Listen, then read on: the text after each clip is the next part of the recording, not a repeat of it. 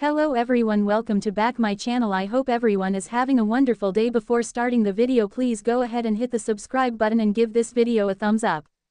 As Audra drinks alone in the jazz lounge, Holden approaches and says it looks like she could use some company.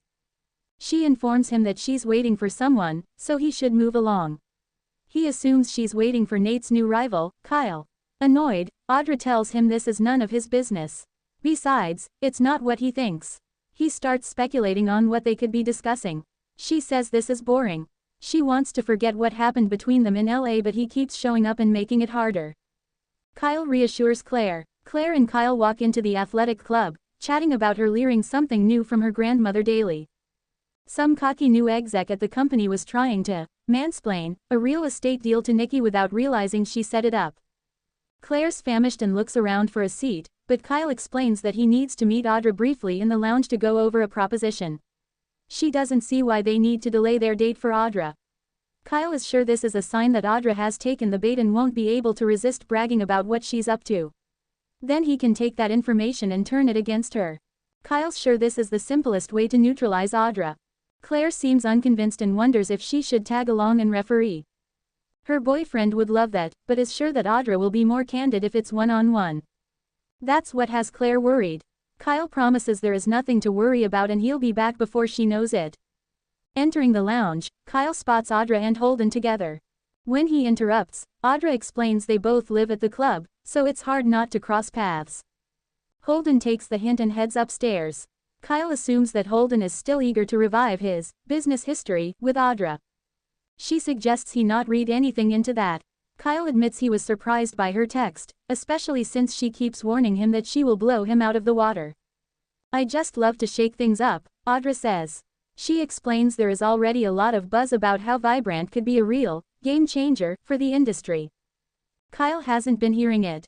Audra explains that if they're smart, they can control the narrative by playing up the competition between their companies.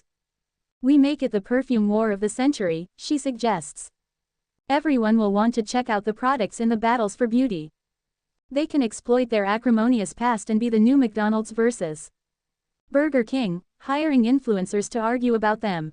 Kyle admits this is intriguing, but it benefits Vibrant, not Jabot. She's sure this could give his company a much-needed refresher. He's not buying it. To try to convince him, Audra uses an example from Miracle on 34th Street. That doesn't help talk him around.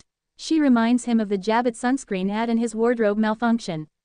That was a great success, so she suggests they coordinate exposing themselves by leaking fake texts and such to reporters to cause a stir. Kyle agrees to think about it, but urges her not to pop the champagne. "I'm putting the bottle on ice," she assures. Holden questions Claire. At the club bar, Claire sighs and orders a Vesper.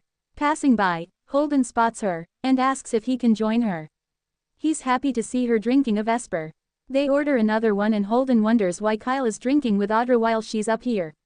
He questions her boyfriend meeting with someone he is supposed to be in competition with.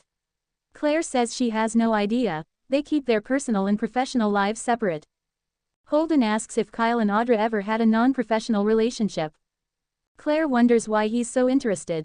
He's vague. Sipping her drink, she suggests perhaps he's jealous of Kyle and Audra. Holden claims he's just a curious guy. When he asks what it's like to be the granddaughter of the great Victor Newman, she groans but confesses that Victor adores his family and would take a bullet for any of them. She loves him dearly. Holden brings up Victor's long rivalry with the Abbotts and guesses he can't be happy about her dating Jack's son. Before Claire can respond, Kyle and Audra arrive and ask if everything is okay. Claire says everything is fine. Holden says he doesn't like to drink alone. "Or let a woman drink alone," Audra adds. After a few snipes between the men, Claire declares she's even hungrier than before their meal was interrupted. Audra apologizes for stealing Kyle. Claire snaps that she didn't. As Audra takes off, Holden chases her into the foyer. He asks her to clarify if she's actually planning to work with Kyle or set him up to fail. Back at the bar, Claire assures Kyle that she's fine. Holden just asks a lot of questions and thinks he knows the answers.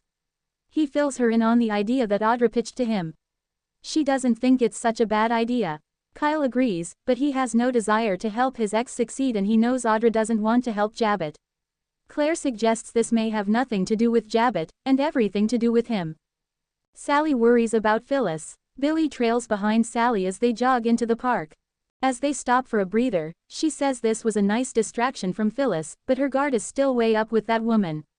Billy threatens to take his shoes off and touch grass again so that they can calm down. Sally is concerned about Phyllis and her not-so-veiled threats. That woman is capable of anything and her threats are the only thing that Sally takes seriously. Billy explains Phyllis throws threats around like other people say, "Thank you." Sally reminds Billy that things are even worse because Phyllis is in Mama Bear mode and out to protect Daniel. She had to deal with this once when Phyllis came after her because of Summer. Billy promises that Phyllis will have to come through him first. Although she appreciates his gallantry, Sally can handle that woman herself. He assures her their company will launch and they needn't worry about Phyllis. Sally tells him he's made her personally and professionally happy. She's glad she has a stake in what they are trying to accomplish. That's why she wants to focus on the good. If Phyllis pushes her, she will push back hard. Phyllis pitches Amanda. On Crimson Light's patio, Phyllis spots Amanda talking on the phone to Dumas and hangs back to eavesdrop. Amanda tells her boss that the Winters family are not backing away from their demands to speak to him. When she gets off the line, she turns and finds Phyllis smiling at her. It sounds like she's not the only one looking for an audience with the mysterious man. The lawyer doesn't appreciate her spying. Her friend says it was just serendipity and begs again for a chance to speak to Dumas, confident she can change his mind. Amanda will not risk her new and lucrative job for her.